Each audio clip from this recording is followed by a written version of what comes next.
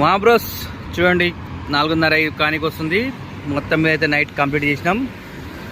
చూడండి ఇగో ఊబర్ 0 ఉంది, ఓలా 0 ఉంది, ర్యాపిడో కూడా 0నే ఉంది. టోటల్ ఎంత అయిందో మనం తెలుసుకోవాలి కదా. టోటల్ తెలుసుకోవడానికి ఇక 14లా 919 రూపాయలు ఊబర్లో అయింది. ఇక దీంట్లో ఓపెన్ చేసి వేస్ట్ 240 అయింది దాంట్లో, అంటే 480.